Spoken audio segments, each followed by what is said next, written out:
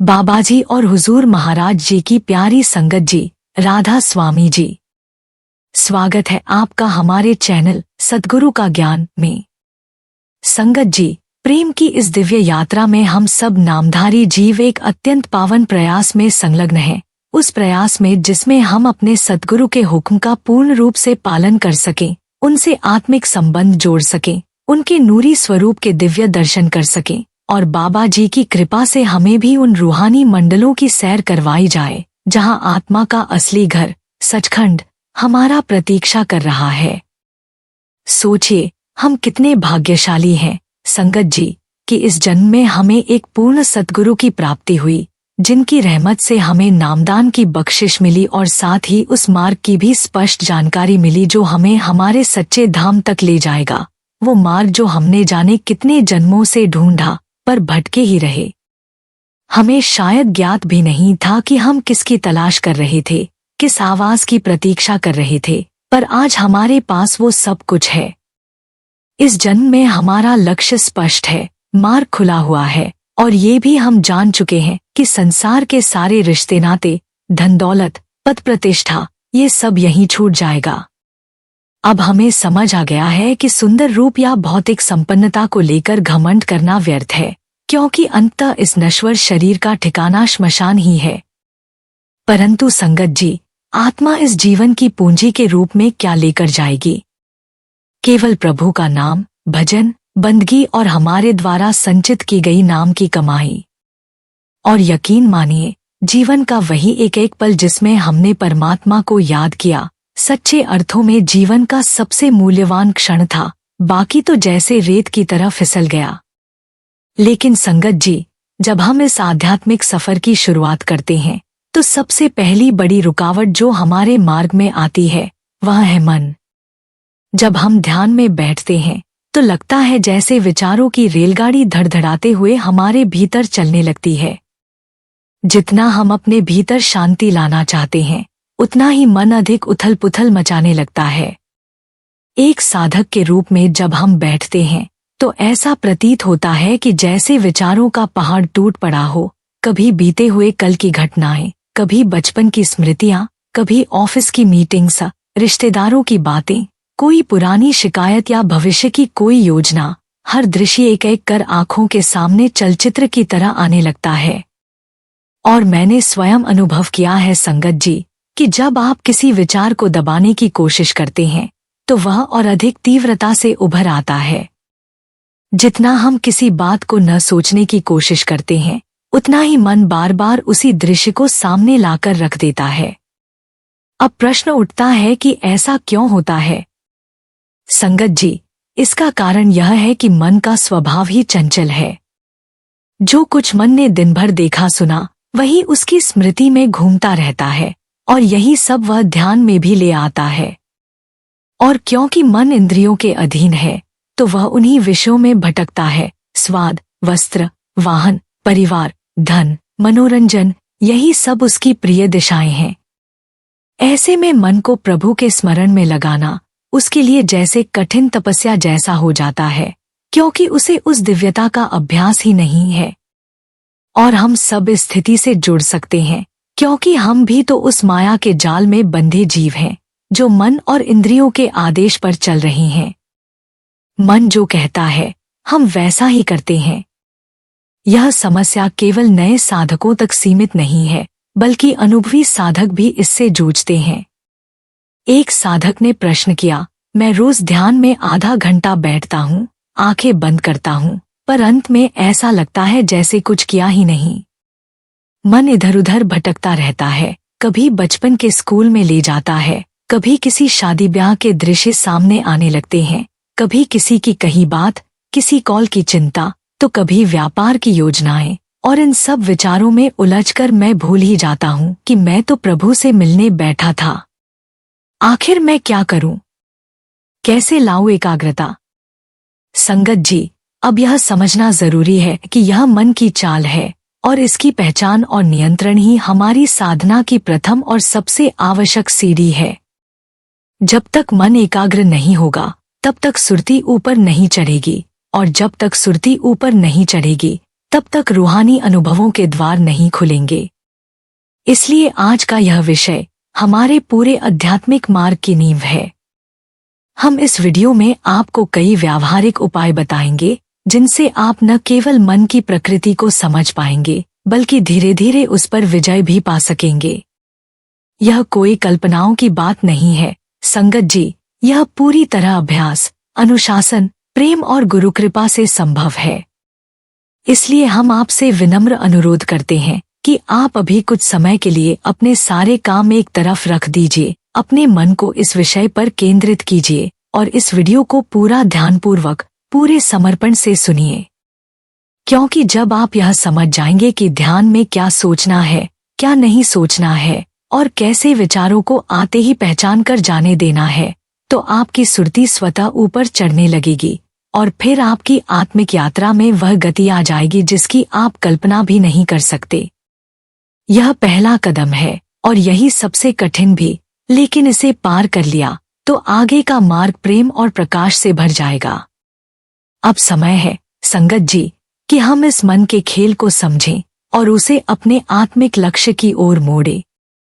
और हाँ संगत जी, अगर आप पहली बार हमारे चैनल सद्गुरु का ज्ञान पर आए हैं तो प्यार से, नम्रता से निवेदन है कि तुरंत सब्सक्राइब का सेवादान कर लीजिए, क्योंकि हम सिर्फ ज्ञान ही नहीं बांटते, हम आपसे दिल का एक रिश्ता बांटते हैं।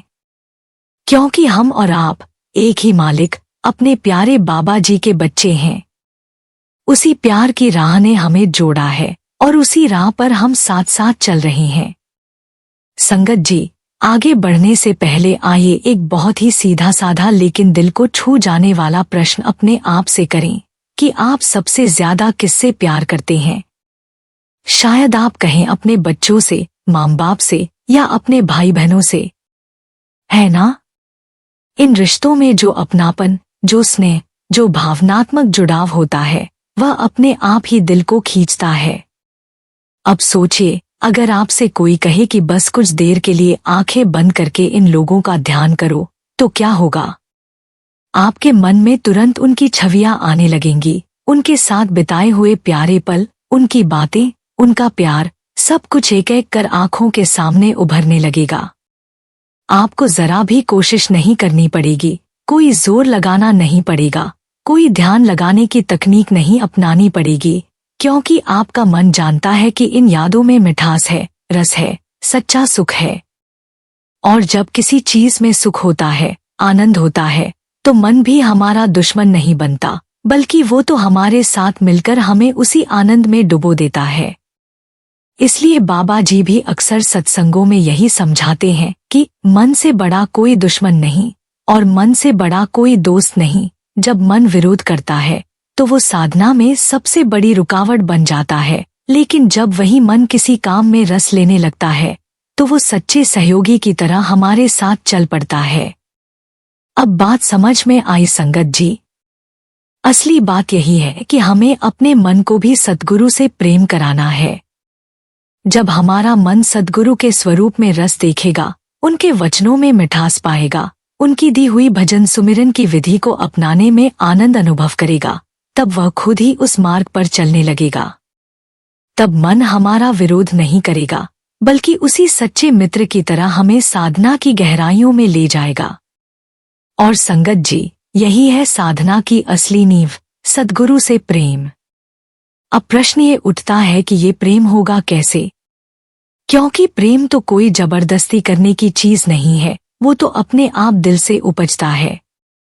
और इस प्रेम को जगाने का सबसे सुंदर, सरल और सच्चा तरीका है सद्गुरु से रिश्ता जोड़ना। जब हम गुरु की कृपा की बातें सुनते हैं, उनकी संगत में बैठते हैं, उनके सत्संग सुनते हैं, उनकी वीडियो देखते हैं, तो एक स्वाभाविक आकर्षण हमारे भीतर उठने लगता है। उनके प्रति एक खिंचाव बनने लगता है जो मन को उनकी ओर खींचता है। और जैसे ही यह खिंचाव जन्म लेता है तो उस संबंध को गहरा करने का सबसे सुंदर तरीका होता है उनसे बात करना। जी हाँ संगत जी, जैसे आप अपने किसी प्रिय से दिल की बातें साझा करते हैं, वैसे ही अपने सद्गुरु से बात कीजिए। अपने डर, चिंता, उलझने, खुशियाँ, सब कुछ उनके चरणों में रख दीजिए। उनसे कहिए कि बाबा जी, ये मेरा डर है, ये मेरी मुश्किल है, ये मेरी खुशी है, अब ये सब आपका है। जब हम अपने हर भाव, हर अनुभव, हर परिस्थिति को गुरु को समर्पित कर देते हैं, तब धीरे धीरे ऐसा अनुभव होने लगता है जैसे कोई शक्ति सच में हमें सुन रही है, हमारी भावनाओं को समझ रही है और भीतर ही भीतर हमें संभाल रही है। और यही वो पवित्र पल होता है संगत जी, जब हमें उस मालिक से प्रेम की सच्ची अनुभूति होती है, जब हम उसकी याद में डूबे होते हैं, जब उसकी चर्चा करते हुए दिल भर आता है, तो बिना किसी कारण आंखों से कभी कभी आंसू बह निकलते हैं। ये आंसू किसी दुख के नहीं होते, ये तो आत्मा की पुकार होते हैं। यकीन मानिए, हम लाख कोशिश कर लें, लेकिन सच्चाई तो यही है कि जो प्रेम हमारे भीतर जागता है, वो दरअसल हमारे गुरु का प्रेम होता है, जो हमें अपनी ओर खींच रहा होता है। गुरु पहले हमसे प्रेम करते हैं, तभी तो हमें उनके लिए ये खिंचाव महसूस होता है। वे हमसे मिलने के लिए हमसे भी अधिक आतुर होते हैं, हमें अपनाने के लिए हर पल तैयार बैठे हैं, जैसे कोई माँ अपने खोए हुए बच्चे का वर्षों से इंतजार कर रही हो। अगर आप भी कभी ऐसा खिंचाव, ऐसी तड़प, ऐसी याद में डूबने की भावना महसूस करते हैं, तो आपको दिल से बहुत बहुत मुबारक हो संगत जी, क्योंकि यह संकेत है कि गुरु ने आपको अपनी नजर में रख लिया है। संगत जी, ध्यान असल में शून्यता की ओर जाने की यात्रा है, एक ऐसी यात्रा जहां हम अपने अंदर के सारे विचार, सारे डर, सारी इच्छाएं खाली करके पूरे समर्पण के साथ गुरु के चरणों में बैठते हैं। जब हम पूरी तरह खाली हो जाते हैं, जब भीतर कुछ भी अपना नहीं बचता, तब गुरु हमें अपने प्रेम से, अपने प्रकाश से भर देते हैं। यह अनुभव शब्दों में नहीं बताया जा सकता, इसे केवल महसूस किया जा सकता है। मैं आपसे कहती हूँ, एक बार इसे करके देखिए, एक बार दिल से, सच्चे भाव से सद्गुरु से बात कीजिए, ध्यान कीजिए, समर्पण कीजिए और फिर खुद देखिए कि अंदर क्या परिवर्तन आता है। और हाँ, जब आप ऐसा करें तो अपने अनुभव मुझे जरूर बताइए, क्योंकि संगत जी, यह जो मैं आपसे साझा कर रही हूँ, ये कोई किताबों में पढ़ी बातें नहीं है, ये मेरे अपने अनुभव हैं, मेरी अपनी साधना की सच्ची झलक है। मैं भी ऐसे ही ध्यान करती हूँ, प्रेम से, भाव से, संवाद से और समर्पण से, और यही मेरे जीवन का सबसे सुंदर अनुभव बन गया है। संगत जी, अब हम इस यात्रा के सबसे कोमल और अनमोल पड़ाव पर आ पहुँचे हैं, भजन सुमिरन की वह कला, जहाँ भटका हुआ हमारा मन, जो अब तक हमें हर दिशा में घुमाता रहा, अब हमारा साथी बन जाए, हमारा मित्र बन जाए और इस आत्मिक यात्रा में हमारा सहचर बनकर साथ चले। यही तो मूल उद्देश्य है भजन का, मन को दबाना नहीं, उसे साध लेना, उसे लड़कर जीतना नहीं, बल्कि प्रेम से अपना बना लेना। अक्सर हम सोचते हैं कि विचारों को कैसे रोका जाए, लेकिन संत जन स्पष्ट कर चुके हैं, मन को रोका नहीं जा सकता, पर मोड़ा जा सकता है। तो फिर हम उसे मोड़ने की विधि समझें, बिना जबरदस्ती, बिना युद्ध किए, सिर्फ साक्षी भाव से। सबसे पहले नाम का सुमिरन करते रहिए। जब हम प्रेम से बार बार नाम जपते हैं, तो यह नाम मन की पकड़ को धीरे धीरे ढीला कर देता है। जैसे किसी बेल को बार बार छांटा जाए तो वह झुकने लगती है, वैसे ही मन भी सुमिरन से नम्र और शांत होने लगता है। दूसरी बात, श्वास पर ध्यान देना। जैसे ही हम आते जाते श्वास को देखना शुरू करते हैं, मन की चंचलता थमने लगती है। आप देखेंगे, जिस क्षण हम सांस को महसूस करते हैं, उसी क्षण विचारों की दौड़ रुकने लगती है। अब जब मन भटके तो उसे बार बार प्रेम से लौटाइए, डांटिए नहीं, बस हल्के से कहिए, ठीक है, तू जा, लेकिन मैं यहाँ सद्गुरु के चरणों में ही रहूंगी। ऐसा मानिए कि आप आत्मा हैं, सब कुछ देख रही हैं और मन अपना खेल खेल रहा है। आप बस साक्षी भाव से देखें, न पकड़े, न रोकें, न घबराएं। जब आप इस दृष्टा भाव में आ जाती हैं, तब मन खुद ही हारे हुए सैनिक की तरह शांत होने लगता है। फिर जैसे ही शब्द की ध्वनि अंतर में सुनाई देने लगे, चाहे वो गूंज हो, घंटी, मुरली या कोई भी अनहद ध्वनि, उस पर टिकिए। यह ध्वनि जैसे ही भीतर गूंजने लगे, मन उसमें लीन होने लगता है और धीरे धीरे स्थिर हो जाता है। यह बहुत सूक्ष्म अनुभव होता है, पर सबसे शक्तिशाली उपाय है।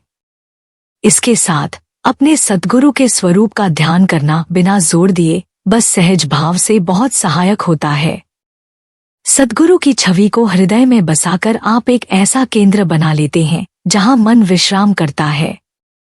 याद रखिए, सुरती तभी ऊपर चढ़ती है जब मन शांत होता है, और मन तभी शांत होता है जब हम विचारों से परे चले जाते हैं, जब हम सोचने से हटकर सिर्फ होने की स्थिति में आ जाते हैं। उस स्थिति में आप कुछ नहीं कर रहे, आप सिर्फ हैं, और वही उपस्थिति, वही मौन, वही स्थिति आत्मिक यात्रा की नींव है।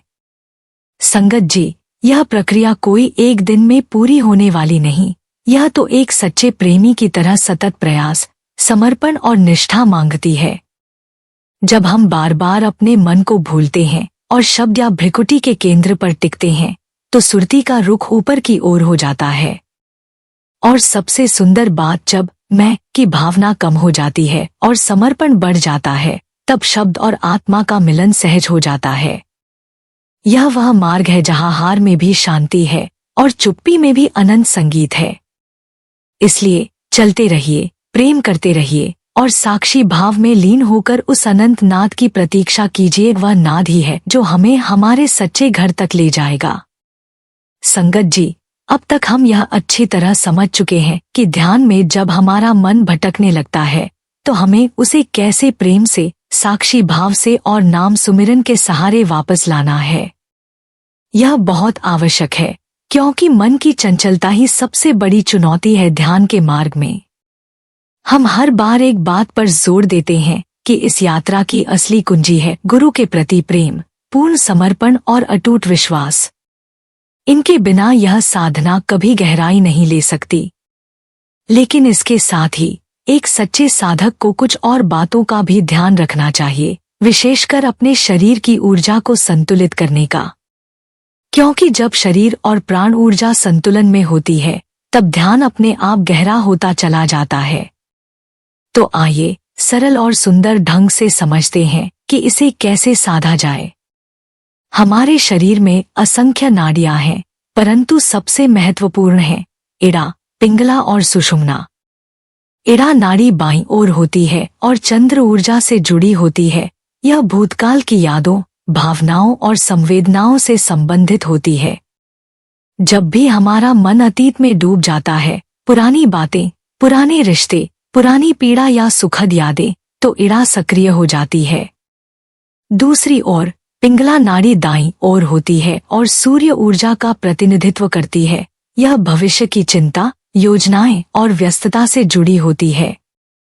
जब भी हम सोचने लगते हैं कि आगे क्या होगा, हमें क्या करना है, कैसे करना है, तो पिंगला सक्रिय हो जाती है।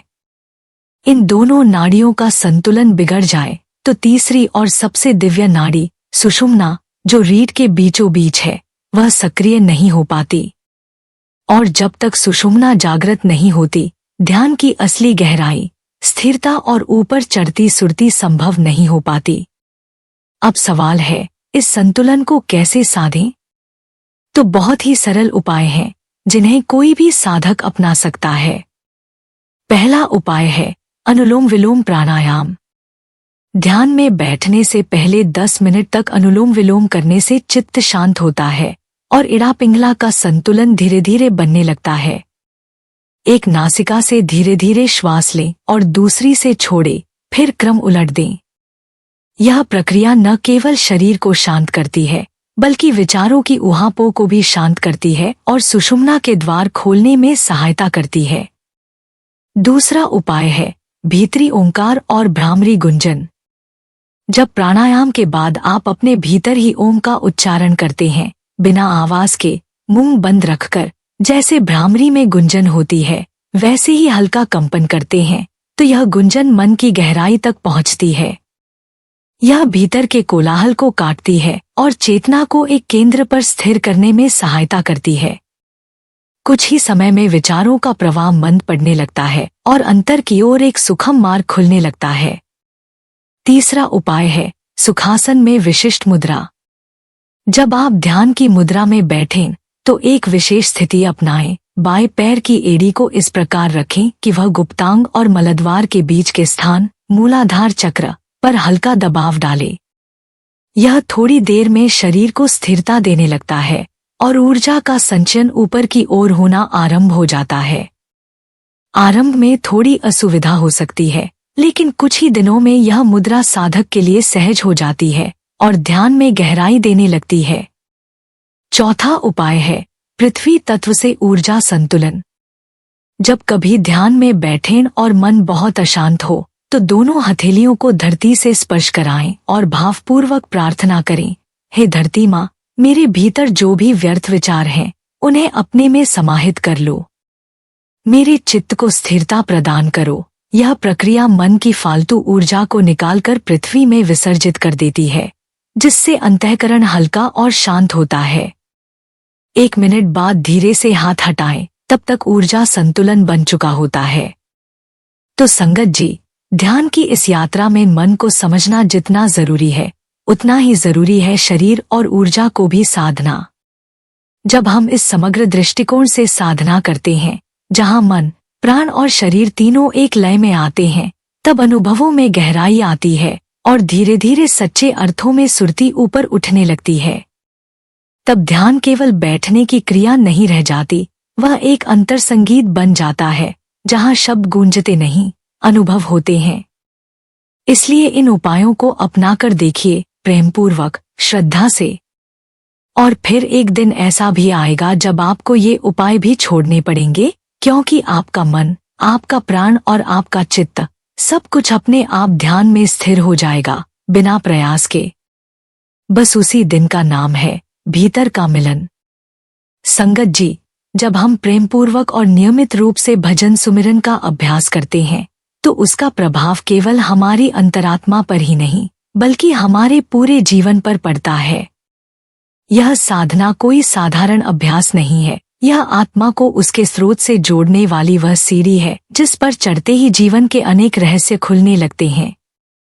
इस निरंतर अभ्यास का एक अत्यंत मूल्यवान लाभ है ब्रह्मचर्य, विचार शुद्धि और गहरे ध्यान की सहज प्राप्ति। जब मन शब्द की ध्वनि में रमने लगता है और सुरती भीतर की ओर मुड़ने लगती है, तो पहले जो गंदे और विचलित करने वाले विचार मन में उछलते रहते थे, वे स्वाभाविक रूप से मंद पड़ने लगते हैं। उन पर अब हमें लड़ाई नहीं करनी पड़ती, क्योंकि जब प्रकाश आता है तो अंधकार स्वयं हट जाता है। जब आत्मा को स्वाद आने लगता है उस अमृत का, जो भीतर सद्गुरु की कृपा से बह रहा है, तब बाहरी स्वाद फीके लगने लगते हैं। यही नहीं, ब्रह्मचर्य का पालन भी अब संघर्ष नहीं लगता, क्योंकि मूलाधार से लेकर सहस्रार तक ऊर्जा ऊपर उठने लगती है और ऊर्जा का यह ऊर्ध्वगामी प्रवाह हमारी वासनाओं को तपाकर निर्मल बना देता है।